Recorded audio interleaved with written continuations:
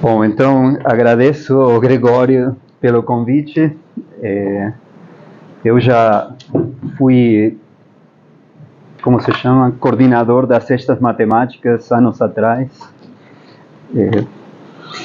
Bom, eu vou falar um pouco sobre movimentos de rotação e a geometria diferencial por trás deles, e vou dividir a palestra em 3 pedaços.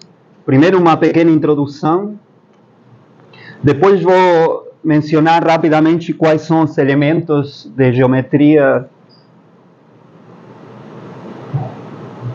diferencial que entram nesse tipo de problemas, e depois vou comentar sobre algumas aplicações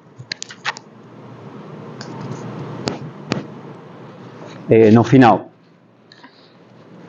Então, vamos lá. Na introdução, eu vou escrever aqui. Nessas palestras sempre é bom mencionar o que o palestrante faz. Então, eu trabalho em questões de geometria diferencial. Algumas são teóricas e outras são mais aplicadas. Em geral, eu gosto de pensar que tem uma interação entre essas duas coisas. Às vezes, essas aplicações formulam problemas matemáticos e, às vezes, então essa seria essa direção, e às vezes tem resultados matemáticos que ajudam a compreender certos fenômenos aplicados ou concretos. E eu trabalho nas duas áreas, mas a palestra de hoje é mais centrada nessa parte aqui.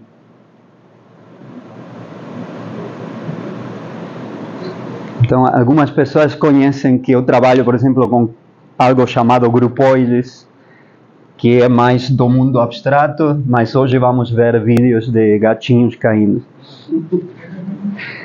Eu esqueci de colocar, enfim, você me avisa o tempo, né? Bom, então, sobre a introdução, antes de falar desse tipo de problema, isso aí é um corpo rígido rodando livremente no espaço, eu vou falar de um outro problema mais simples, que é o pêndulo de Foucault.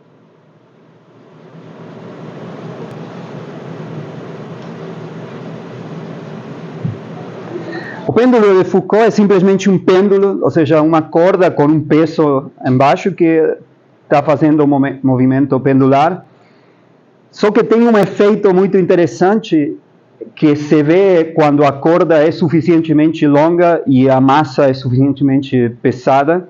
E tem pêndulos de Foucault em museus ao redor do mundo, em algumas universidades também. Então, precisa uma corda, por exemplo, de 3 metros e um peso que é um pedaço de metal assim grande. O que acontece é o seguinte, tem a ver com a rotação da Terra. Então, vamos pensar que essa é a Terra e que o pêndulo é, simplificadamente, um edifício, uma torre, e aqui está o pêndulo oscilando. Então, a questão é que esse pêndulo oscila em um certo plano. Vamos chamar π sub 0. O plano de oscilação do pêndulo. Se a gente pendurar isso aqui, veríamos um plano que é traçado. Agora, quando as horas passam, esse plano vai girando. Não fica sempre igual, vai girando. Porque, bom, tem a ver com a rotação da Terra, a famosa força de Coriolis, etc. E quando passa um dia, ou seja, quando a Terra deu exatamente uma volta, o plano que você encontra não coincide com o plano inicial, é um outro plano que está rodado com respeito ao plano inicial. Vou chamar aqui um outro plano, π sub t grande.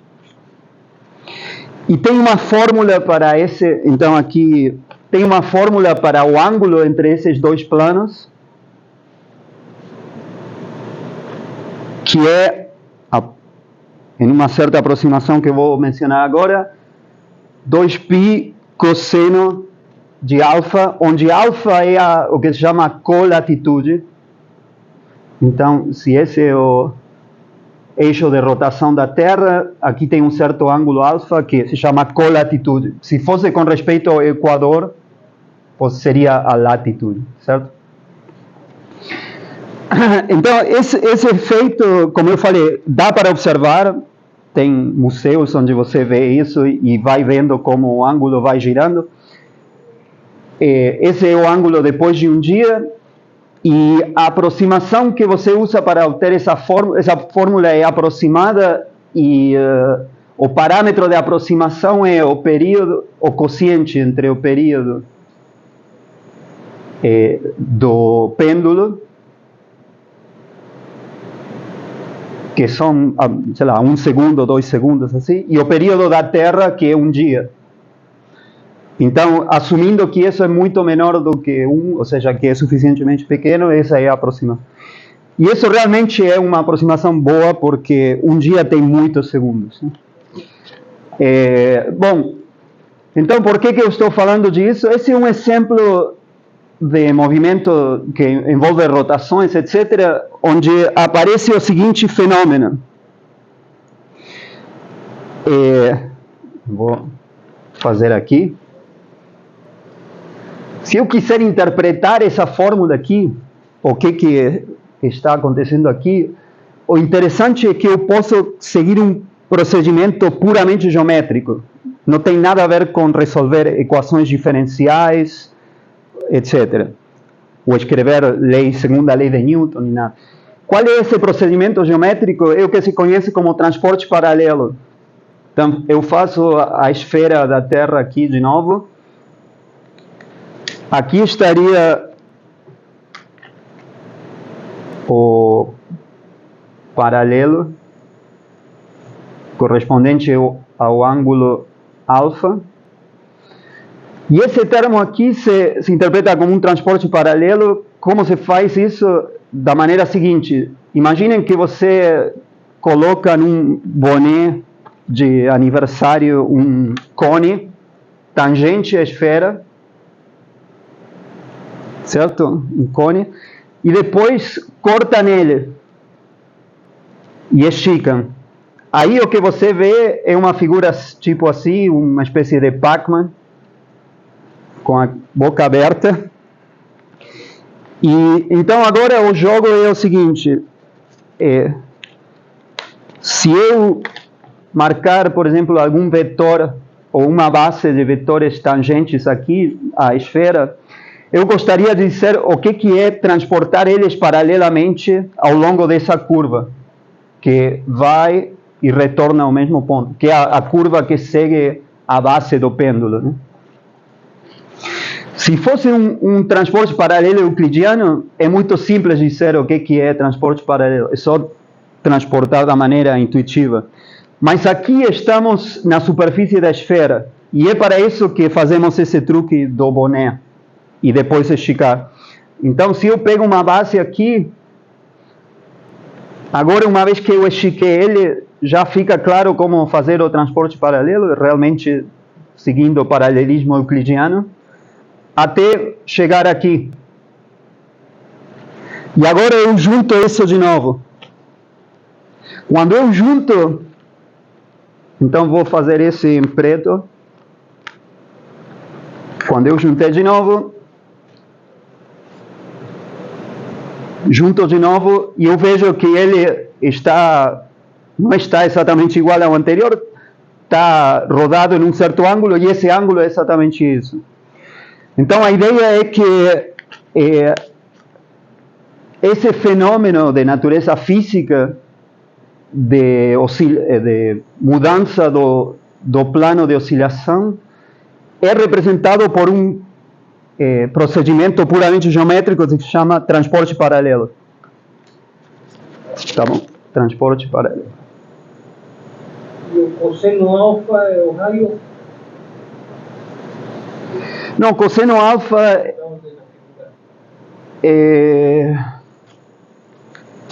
acho que o cosseno alfa é exatamente O que é o cosseno alfa? Não, porque esse é o ângulo. Sim.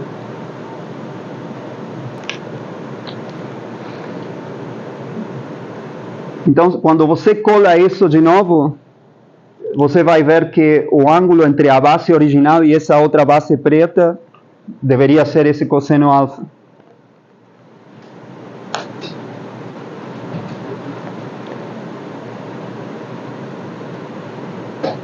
Ou tem a ver com esse cosseno alfa. Mas uma coisa interessante desse fenômeno de Foucault é que se você não souber qual é a latitude na qual você está, você poderia calcular ela fazendo um pêndulo. Você faz o pêndulo, vê em um dia quanto ele mudou, e aí você sabe qual é a latitude na qual você está. Então é um fenômeno observável e interessante. E a ideia é que esse é um dos casos mais simples onde tem uma contribuição de natureza geométrica ao movimento. E o que vamos ver a seguir são outras situações mais complicadas, como essa aqui, onde tem pelo menos algum fator do movimento que é de natureza geométrico-diferencial, como esse aí. Então aqui eu vou mostrar alguns vídeos rapidinho. Um deles é esse do gato. Esse vídeo é um filme, é do ano 1894. Então, esse fenômeno no qual um gato começa com as patas para cima e sem encostar em nada consegue cair em pé, se reacomodar, esse foi estudado por muito tempo porque não se entendia muito bem quais eram os princípios por trás disso. Então, mesmo nesse ano já estavam estudando isso e queriam saber exatamente como é que o gato faz. Hoje em dia está entendido e tem a ver exatamente com esse tipo de procedimento matemático de transporte paralelo que eu falei antes, só que em uma situação mais complexa. Vamos ver algum outro vídeo. Outra coisa, em todos esses problemas físicos de queda, etc., um princípio básico é o que se chama conservação de momento angular. Que, se você não está sendo afetado por nada externo, por exemplo, e o momento angular é zero, e você gira assim, então alguma outra coisa vai ter que girar para outro lado para compensar. Então essa é a ideia, que o gato deforma seu corpo e tem uma rotação total resultante para compensar. Aqui eu vou mostrar um outro vídeo um pouco... Bom, esse dá para ver um pouco o que realmente o gato faz. Ele está um pouco assustado e depois cai em pé.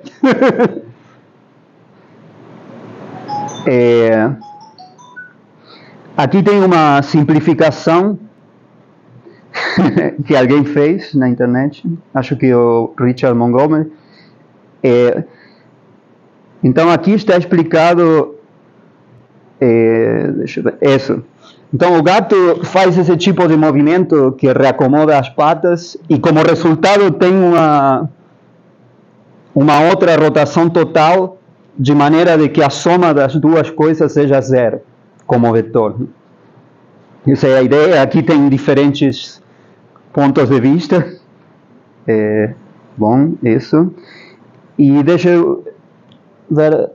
e tem esse negócio do gato, isso aqui tem um corpo rígido, e tem mais uma outra situação na qual a diferença do gato, onde o momento angular total era zero, agora o momento angular é conservado, mas não é zero, e é o caso de saltadores olímpicos, que de fato eles tentam maximizar o número de voltas que dão antes de cair na água. Então, o momento angular não é zero porque eles dão um pequeno impulso, um impulso inicial quando eles se jogam. Então, todos esses são tipos de movimentos de rotação, como esse do corpo rígido que está aqui. E tem algo, como eu falei, similar, análogo àquele fenômeno de transporte paralelo em todos eles. Então, vou falar um pouco sobre isso agora. Qual é a geometria que está por trás desse tipo de problemas mais complicados do que o pêndulo?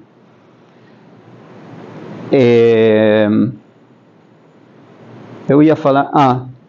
sempre que eu falo do corpo rígido, eu gosto de mencionar o seguinte, que os corpos rígidos, não importa quão irregulares eles sejam, todos eles têm 3 eixos, uma base de 3 eixos ortogonais entre si, que se chamam eixos principais, com a propriedade de que se você começa girando ao redor desse eixo, fica assim para sempre, o mesmo eixo. Se o eixo de rotação não é um desses 3 principais, o movimento é bem mais complicado, como aqui. Tá certo? Não tem um único eixo fixo para sempre, senão que mesmo o eixo de rotação está girando. E tem outro fenômeno interessante que não vai ser tão importante na palestra, mas eu menciono que dos 3 eixos, podem pensar que tem uma matriz associada, tem 3 autovalores e podem ser ordenados, o menor, o do meio e o maior. O do meio corresponde a um eixo, que nesse caso seria esse que sai aqui, que é instável, dinamicamente. O que significa? É similar a quando você tem uma coisa assim em pé, solta, ou, digamos, como se fosse um pêndulo invertido para cima. Quando você solta e perturba um pouquinho, já cai. Bom, aqui também, esse eixo, se for perfeito alinhado ao eixo de rotação, ele fica assim para sempre. Mas qualquer pequena perturbação já faz com que o eixo mude. E esse experimento pode ser feito assim, em geral, se você joga isso para cima. Bom, aqui não deu muito certo. Em geral, é bom coisas com forma assim, onde a diferença entre os autovalores é grande, mas tem um perigo. Eu vou tentar fazer. Aqui a tela está para cima. Ui, tenho medo. Enfim, se vocês fazem, às vezes você faz isso com um raquete de tênis e você vê que faz assim e cai para baixo. Bom, essa é uma manifestação da inestabilidade dinâmica daquele eixo que se chama eixo principal inestável. Enfim, estou mencionando esse tipo de coisas para tentar sugerir que movimentos de rotação são, em geral, bem complicados, mesmo quando forem livres. Isso aqui é um corpo rígido livre, não tem forças agindo. Então, mesmo sendo livre, é altamente não linear, as equações são não lineares, tudo, o problema é matematicamente não linear, e foi muito estudado. Bom, então agora sim, vamos passar dos vídeos para a matemática, e vou falar um pouco da geometria.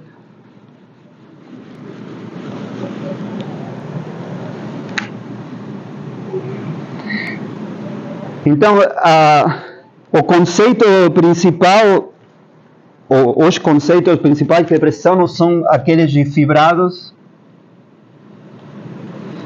e conexões.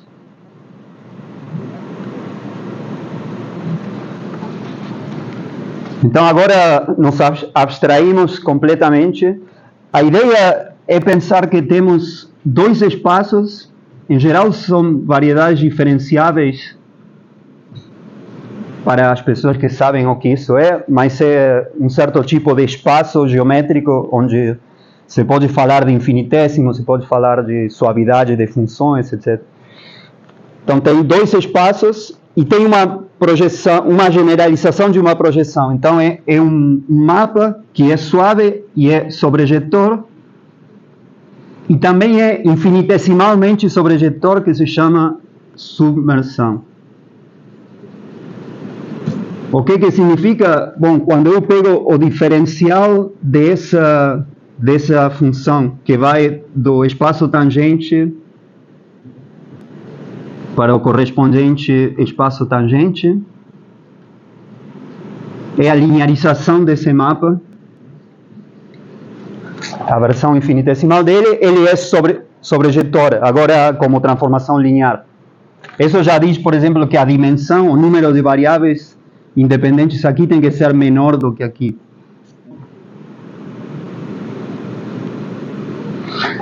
Um exemplo clássico para ter em mente é um cilindro.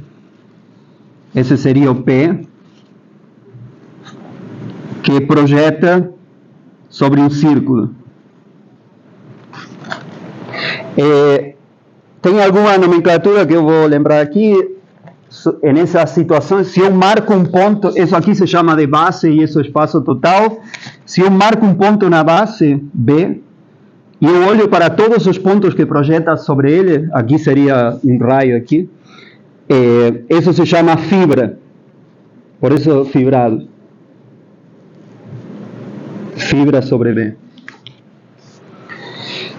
Bom, então, vamos trabalhar com esse tipo de setup, como se diz isso em português? Não sei. E uma coisa chave que acontecia aqui, que é um dado que enriquece um pouco mais a geometria, era, por exemplo, aqui a noção de paralelismo. Eu falei, eu vou transportar isso de uma maneira paralela em relação à geometria da esfera, etc. Então, está faltando esse dado ali. Qual é a noção de paralelismo que eu vou utilizar para fazer o análogo disso, de transportar paralelamente, etc. E isso vem de uma noção matemática que se chama conexão. Então, uma definição, uma conexão que tem muitos tipos de conexão. Esse é um caso muito geral que se chama de Ehresmann. É o seguinte, vamos voltar nessa ideia infinitesimal. Eu posso pensar em vetores tangentes aqui, deslocamentos infinitesimais desse pontinho na base. Em qualquer ponto na fibra, tem uma direção clara que seria ficar dentro da fibra, o que se chama as direções verticais, né? E a conexão é o dado, é uma proposta, é um dado extra de qual de todas as direções eu considero horizontal. Então, que cor vou utilizar? Eu deveria ter utilizado vermelho, mas, enfim, então, nesse espaço tangente, que nesse desenho é bidimensional, eu tenho que especificar uma direção aqui que eu vou considerar como horizontal, que se projeta objetivamente na direção tangente na base. Tá?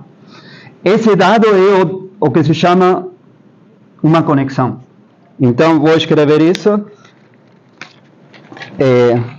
Então, o que é uma conexão? É a escolha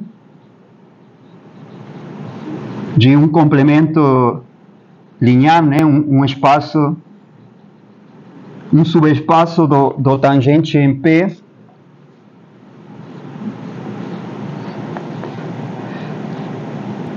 um complemento H sub P,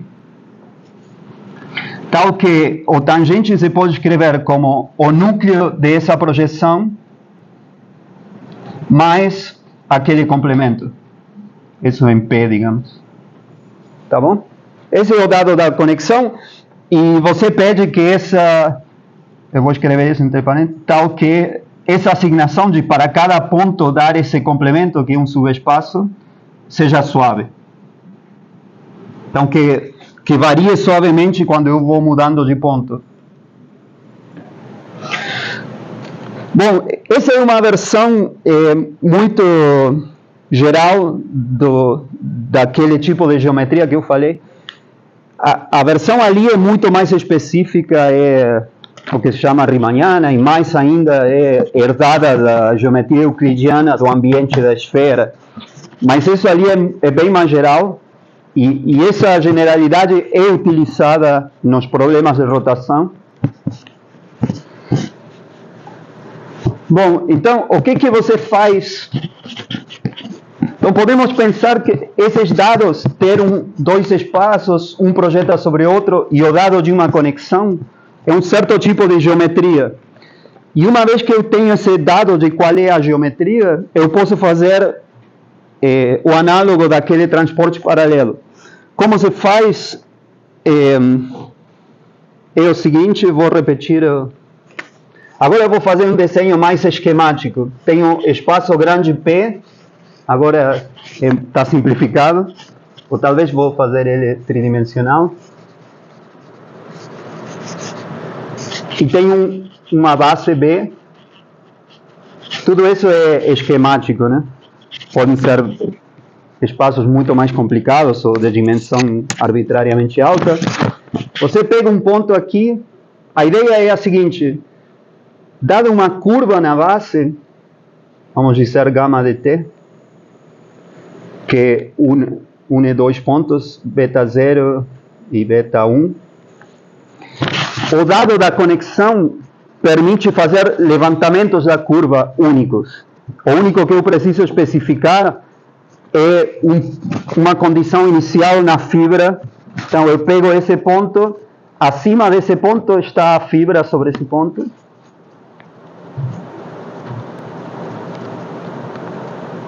Se eu escolho um ponto qualquer nessa fibra, ou seja, qualquer ponto que projete sobre a condição inicial, como eu tenho decomposto os espaços tangentes aqui, cada vez que tem um vetor tangente, uma velocidade embaixo, tem um levantamento único para o ponto correspondente, como um vetor tangente no ponto correspondente.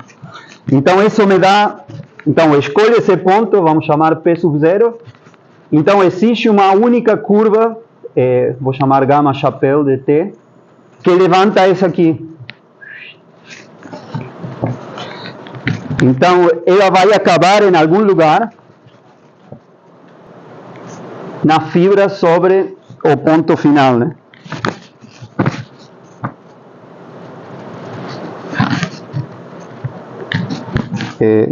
Ela acabou em um ponto, vamos dizer, P1.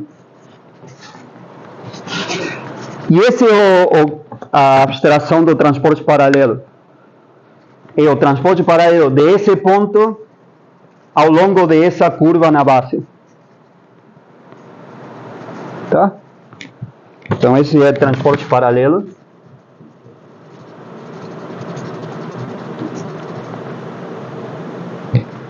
E tem um fenômeno interessante que acontece quando a curva na base é fechada.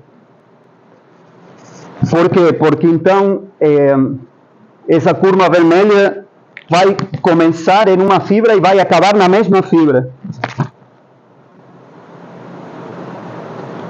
Então, efetivamente, o que está acontecendo é que para cada loop, para cada caminho fechado, eu estou obtendo uma transformação que leva um ponto nessa fibra e outro ponto dela.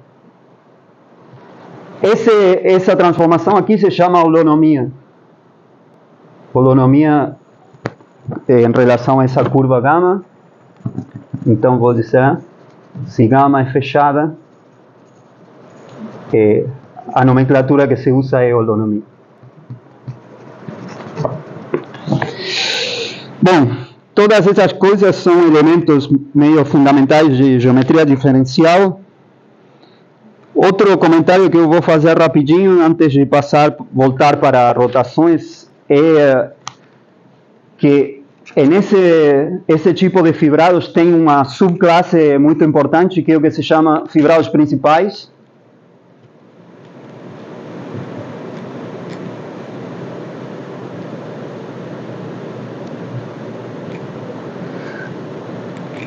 A ideia é que o caso de fibrados principais é que tem um grupo de transformações agindo no espaço grande, vamos chamar grupo G, e que esse espaço que eu coloco na base é o espaço de órbitas, é o quociente. Lembram do espaço de órbitas? Então, um objeto, um elemento aqui, é a órbita de um ponto aqui com respeito a esse grupo. Tá? Então, tem algumas outras condições um pouco técnicas. Você precisa que esse seja um grupo de Lie, ou seja, que seja diferenciável como grupo, que a ação seja livre e própria. Então, não tem elementos aqui que deixam fixos pontos de aqui, e também a ser própria é uma condição topológica. Eu não vou me importar com isso tanto. Mas vocês daqui deduzem que, por exemplo, a fibra são todos os elementos, ou seja, B é uma órbita. Então, a fibra se identifica com o grupo em si, uma vez que eu escolhi um ponto P sub 0. Tá bom? E...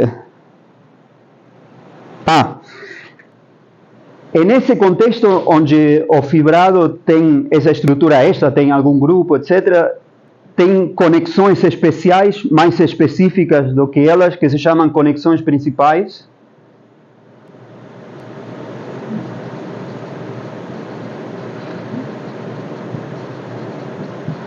Onde você adiciona, além dessa condição, que é uma coisa muito óbvia. Você tem um ponto P e tem a escolha do que você chama espaço horizontal nesse ponto. Agora, se você muda P por uma transformação G, você quer que a escolha nesse outro ponto transformado não seja qualquer coisa, seja a transformação da escolha anterior. Isso se chama equivariância. Então, é G agindo nesse espaço. É uma coisa bastante simples. E essa é uma conexão principal. O grupo aqui poderia ser, como nesse tipo de problema, o grupo de rotações, agindo em um espaço que eu vou mencionar agora de formas. Bom, alguma pergunta sobre isso até agora? Então, repito, esse tipo de geometria, onde tem uma projeção e tem uma conexão, etc., seja principal ou não, é a generalização daquele transporte paralelo na esfera que aparecia no problema do pêndulo de Foucault. Agora eu vou... Sim. Poderia esclarecer um pouco o que é esse G? Esse G grande? O G grande é um grupo de transformações. Podem ser rotações, translações, ou um grupo de matrizes, por exemplo. E ele age por transformações nesse espaço. E o que seria então G aplicado ao espaço tangente? Isso aqui é abuso de notação. Sempre que G age em um espaço, em particular, ele age nos espaços tangentes, diferenciando a ação. Então, essa é a ação infinitesimal associada ao G.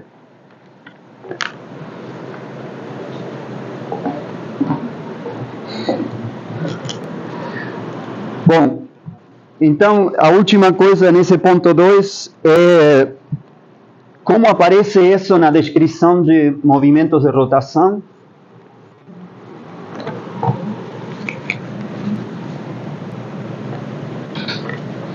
Então, exemplo, corpos em rotação.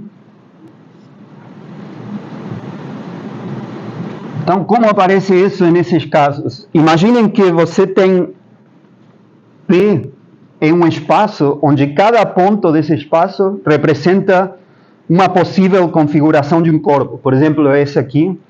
Então, um ponto desse espaço representa que o corpo está aqui assim. Outro representa que está aqui.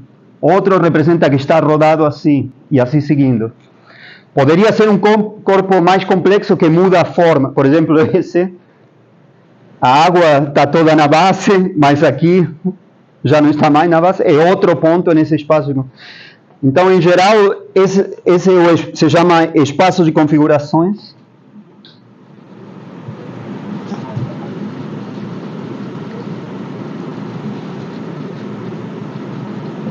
Do corpo em questão. Por exemplo, poderia ser o corpo do gato. Um ponto aqui nos diz exatamente aonde estão as patas, aonde está a cauda e tudo mais. Agora,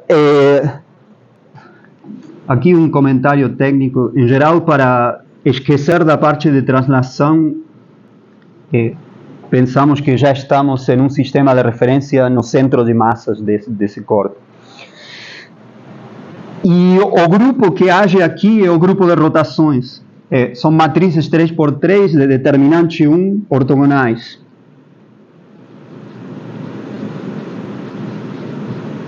E é muito claro que cada vez que eu tenho uma configuração, por exemplo, esse negócio estar vertical, eu posso rodar ela e tem outra configuração, tem outra, sim. Então, o grupo de rotações age nesse espaço. E se você retira daqui as configurações unidimensionais,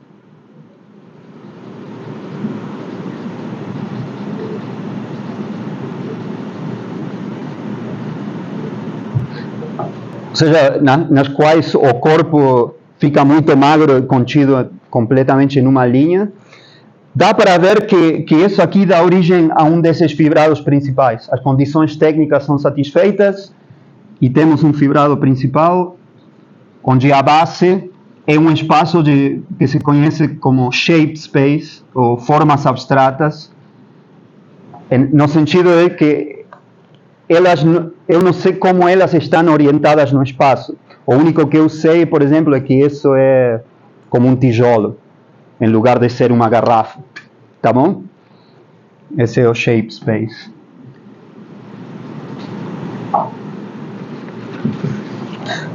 Muito bom. E agora, o ingrediente que estaria faltando com respeito ao que eu falei antes é a conexão. E aí aparece algo bem interessante, que era o que eu já mencionei, que vem da física, que é o momento angular. Então, o momento angular... Bom,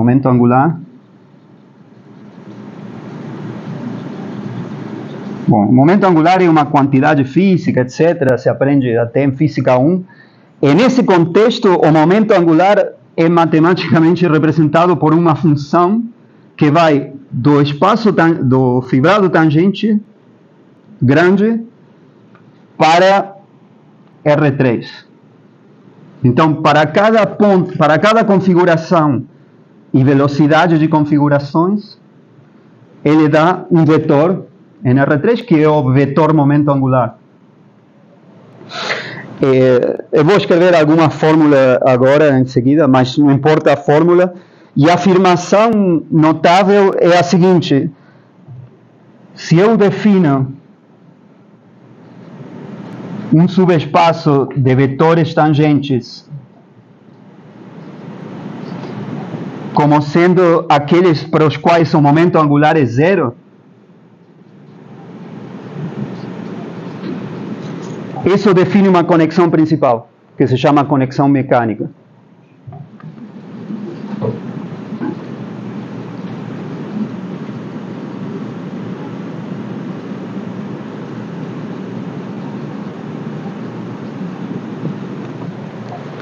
Então já temos todos os ingredientes para jogar aquele jogo de transporte paralelo.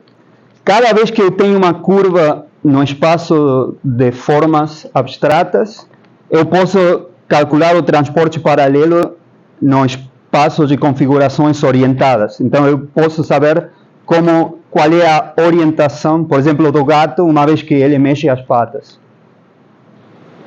E de fato, é uma espécie de teorema, se quiserem, que se um gato ou qualquer objeto está livre, a equação de movimento é exatamente essa, ou uma parte das equações de movimento, é que o momento angular seja zero ao longo de todo o movimento. Então, de fato, a solução do problema coincide com um levantamento horizontal.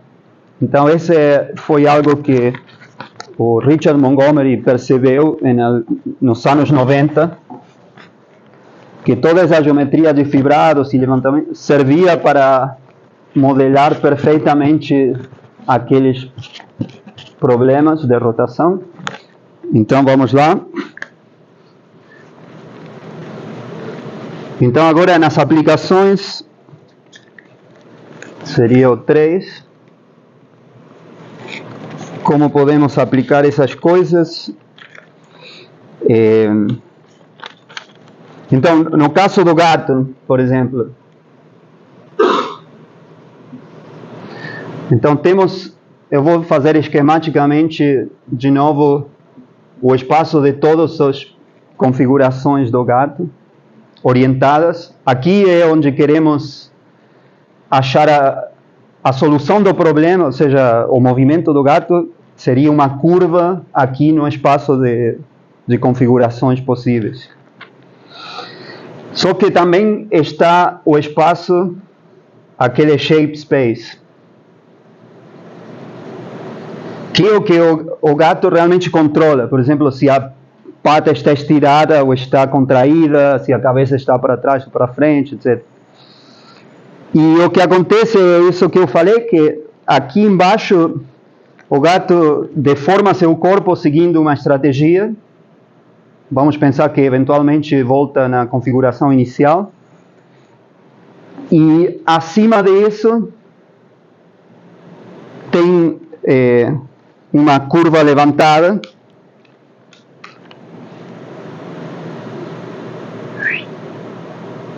Ups. Aqui tem uma configuração inicial, configuração final. E o que relaciona essas duas configurações é uma certa rotação. Porque a rotação parametrizava todos os possíveis fibras, né? Elementos da fibra. E justamente, então, bom, a primeira afirmação é essa, que a curva que o gato segue é um levantamento horizontal da curva no espaço de formas do shape space. Essa é a primeira orientação. Isso aqui eu vou citar, tem vários trabalhos do Montgomery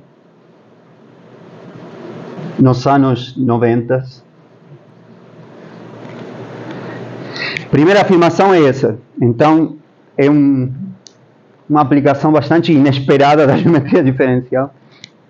Esse é o caso, o que caracteriza o gato é o momento angular igual a zero, né? Porque ele parte do repouso. E a segunda afirmação, ou caracterização, é que o gato resolve na cabeça é um problema que se chama de controle óptimo.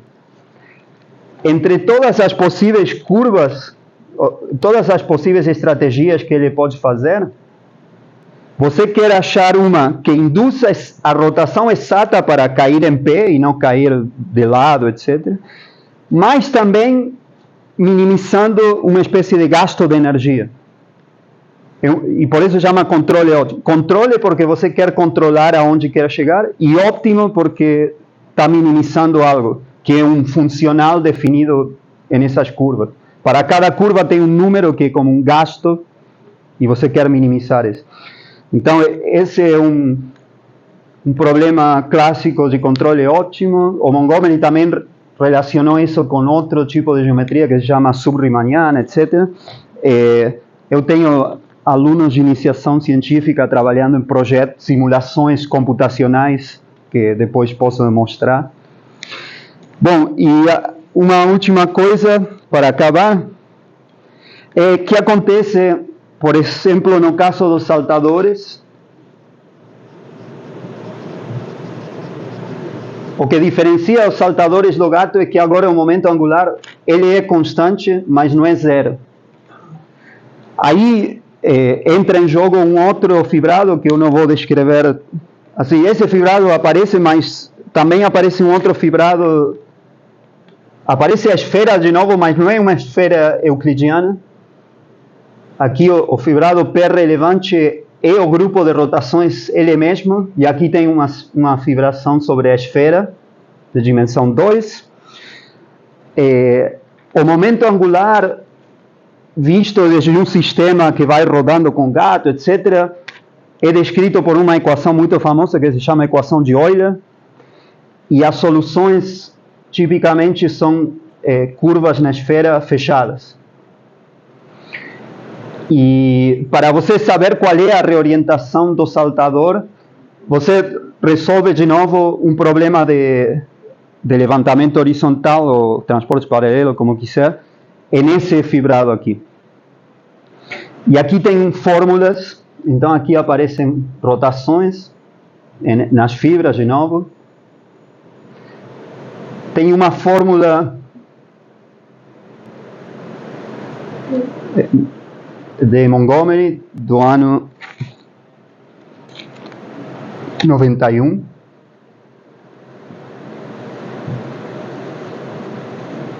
Que atraiu muito a atenção porque era o análogo clássico de uma fórmula que tinha sido descoberta recentemente no contexto de mecânica quântica, etc. E depois eu mesmo trabalhei em um análogo dessa fórmula. Esse é para o corpo rígido. Ou seja, quando o corpo, isso aqui colapsa todo em um só pontinho, não tem deformação. Corpo rígido. E eu mesmo fiz uma generalização para corpos deformáveis no ano 2007. E essa fórmula ficou notavelmente ignorada por muitos anos, até o ano 2016, onde um grupo de pesquisadores australianos, então no ano 2016, um grupo de pesquisadores australianos estavam estudando exatamente esse problema, tinham financiamento da Agência de Esportes da Austrália, porque ia ter a Olimpíada 2016, estavam vendo que usar matemática para melhorar a estratégia dos saltadores e melhorar o recorde olímpico do número de voltas. E eles, nesse tipo de cálculo, em um momento, como eu falei, são problemas muito não lineares, são difíceis de achar fórmulas exatas. Eles utilizavam muitas aproximações, etc. Só que depois eles acharam, de milagre, esse meu artigo, e meu artigo tinha exatamente a fórmula que eles precisavam para calcular, assim, sem nenhuma aproximação, de maneira exata, o número de voltas. Enfim, então aqui na Olimpíada de 2016, e o trabalho deles no mundo teórico era que dava para melhorar o recorde olímpico. Então eles apresentam uma estratégia na qual o saltador mexe os braços de uma maneira, sei lá, particular para conseguir mais voltas do que o recorde olímpico. Depois eu entrei em contato com esse grupo de pesquisadores, me falaram que nenhum saltador quis tentar essa estratégia, porque, assim, chegar na Olimpíada é uma coisa super, super difícil. As pessoas treinam a vida inteira com os métodos clássicos para chegar na Olimpíada. Então, se vem um matemático maluco falando que faça outra coisa, eles não querem se arriscar, né? Mas, enfim, o procedimento está ali. E, bom, não vou escrever nada mais, só para mencionar, indo um pouco mais para fora, de longe, esse tipo de fenômeno no qual tem algum problema concreto, seja física ou não, mas quase todos de física, onde parte da solução do problema é fazer esse tipo de geometria de transporte paralelo e tudo mais, foi muito, muito estudado nos anos 90 e 2000, teve um boom desse tipo de... As pessoas começaram a descobrir que muitas coisas que apareciam, seja mecânica clássica ou mecânica quântica, tinham esses fenômenos que se chamam fases geométricas. Fases geométricas, fases de Berry. Eu vou dar alguns exemplos que eu anotei aqui. Uma que chamou muito a atenção também foi, dentro de uma célula, tem alguns corpúsculos que eles se transladam, mudando sua forma. Por exemplo, ficando assim, são certo tipo de micro-organismo. Está assim, depois muda a fórmula para mais redondinha, depois forma... E mudando sua forma conseguem se trasladar, chamam número de Reynolds muito baixo, etc. E descobriram que esse tipo de fenômeno é exatamente esse tipo de transporte paralelo em um certo fibrado. Isso chamou muito a atenção. Autopropulsão de paramécia. Depois, mais estruturalmente, sistemas integráveis, se descobriu que tinha fenômenos assim. Como eu falei, mecânica quântica tem certos sistemas, por exemplo, tem partículas que você coloca em um campo magnético. O campo magnético você controla, seria o parâmetro aqui da base. Aí você faz o campo magnético fazer alguma coisa e voltar no estado inicial. Aí o estado quântico ganha o que se chama uma fase, que se chama fase de Berry, e tem uma fórmula, etc. Essa é outra coisa que chamou muito a atenção. Tem sistemas em robótica, tem outros sistemas dissipativos. Então, enfim, esse tipo de fenômeno apareceu em muitos lugares, alguns inesperados, e ainda é objeto de pesquisa. Bom, aí acabei. Obrigado pela atenção. Muito agradecido pela palestra brilhante e pergunta. Por sinal, eu ouvi o microfone. Acredito que sim. Pergunta, vamos lá. Você levantou. Seria uma possibilidade tentar treinar os novos nadadores desde criança, porque eles não estariam acostumados com os métodos clássicos. Poderia Desde criança. ser. Acho que poderia ser. Assim, o pesquisador principal desses artigos, eu conversei com ele e ele me falava, ele é muito, assim, é matemático aplicado, mas é matemático. Então, e ele me falava, um dos problemas é que o método que eles inventaram abstratamente precisa que os braços mexam muito rápido e muito precisamente. Tipo, chegar aqui, sabe, é algo que eu acho que esse era o grande problema, que é algo difícil de fazer. Isso que então, acho que é pior ainda do que não saber o método. É realmente se arriscar a cair mal muitas vezes e tudo mais. Vai ter que ir algum de nós lá fazer.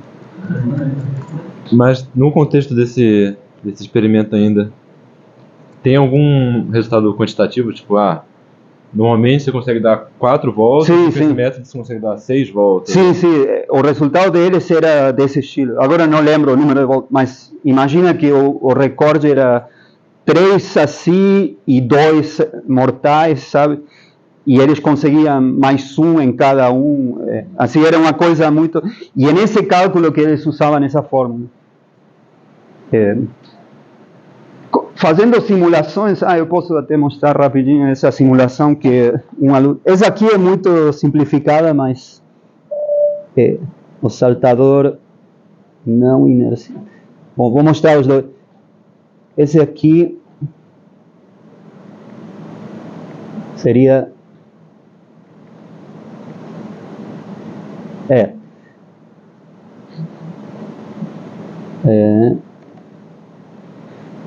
é uma versão muito... Essa seria uma pessoa, aqui seria a cabeça, e esse é um braço e esse outro braço que desce, né? Vai descendo o braço. É muito, muito simplificado. Foi um aluno de iniciação que fez. Essa é a estratégia em abstrato. Se você está parado no chão e faz assim e desce o braço, não acontece nada. Agora, se você está livre no ar, a mudança da distribuição de massa, o que eu falava quando você está assim, o eixo principal está alinhado com o seu eixo principal, né? Quando você baixa o braço, o eixo principal se mexe um pouquinho. Então, o momento angular que inicialmente estava assim, nessa direção para você girar assim, fica desalinhado, e isso faz com que faça essas voltas meio malucas. Então, a estratégia é meio baixar o braço e depois subir. Nesses termos tão gerais, é o que os caras realmente fazem, os saltadores. Agora, fazendo rápido o suficiente, etc., você conseguiria mais voltas. E aqui tem a outra simulação, né? A que realmente acontece quando o saltador está no ar é essa. É o mesmo movimento. É só que agora ele faz esse movimento assim, pelo fato da massa estar distribuída de maneira assimétrica.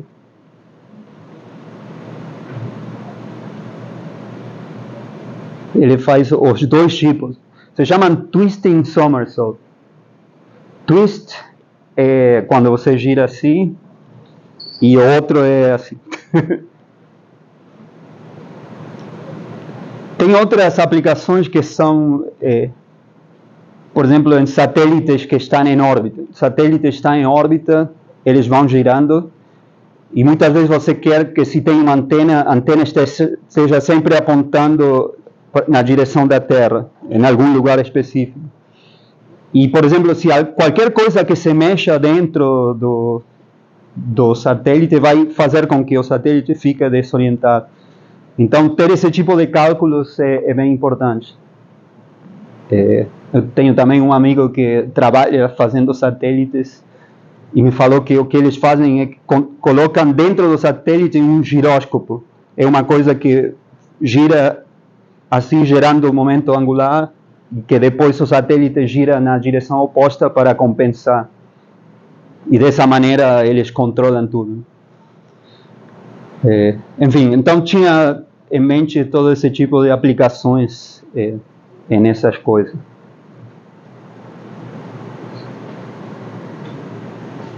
Mais perguntas? Sim.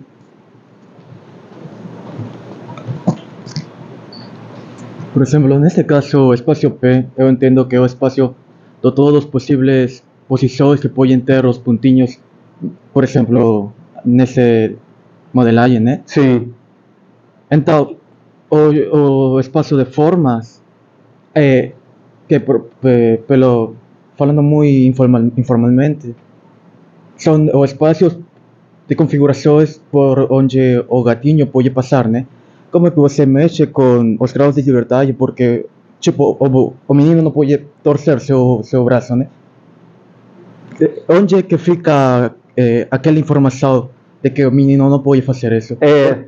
Está na definição mesma de qual é o espaço. Por exemplo, como você falou, se fosse uma coisa assim, ou aquele tijolo, né? Por cada pontinho, por cada partícula, você adiciona um R3 para dizer aonde está esse pontinho no espaço, né? Então, em geral, uma possível modelagem disso é isso elevado ao número de pontinhos. Agora, por exemplo, se você está modelando um braço assim, com 3 pontinhos para saber se o braço torce, né? Então, depois, por cada uma... Por exemplo, se você diz esse comprimento fica sempre igual, eu não estou permitido de modificar o comprimento do dedo, por exemplo. Isso diz com que tem uma equação aqui que define uma subvariedade aqui dentro. Então, na prática, ou digamos, o P está aqui dentro, tá bom? O P está definido por equações aqui. Então, a maneira de introduzir isso que você falou, que chamam vínculos, é na definição do P, como um subespaço de algum outro maior, onde não tem restrições. Você sabe se, além dos saltadores, foi aplicado mais para algum outro tipo de esportes?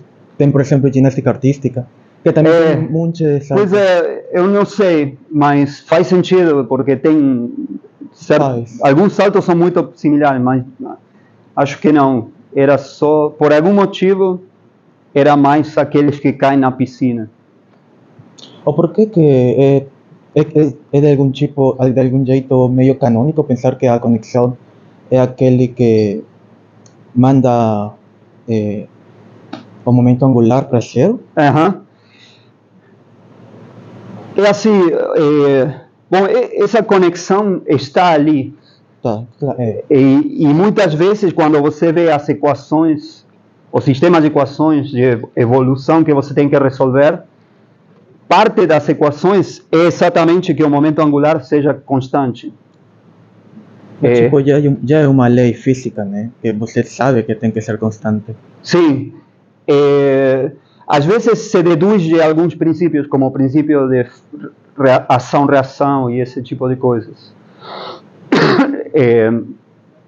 Por exemplo, nesse caso onde são muitos pontinhos, tem um monte de forças internas que estão mantendo esses pontinhos sem se afastar, né?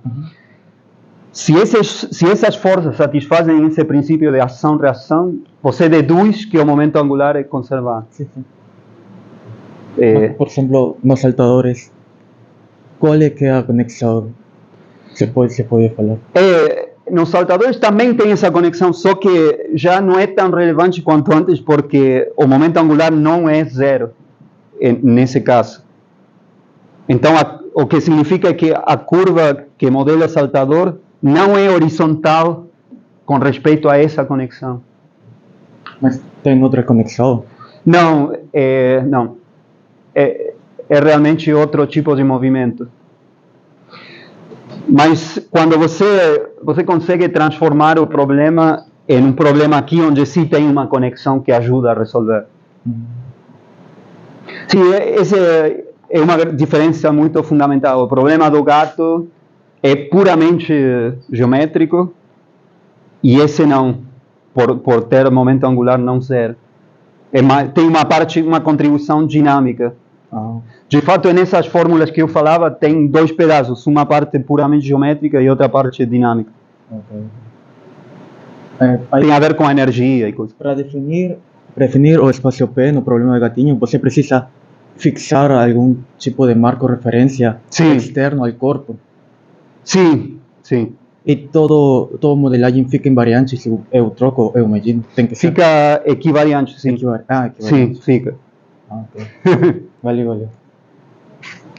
Então, mais uma salva de palmas para o Alejandro. Obrigado.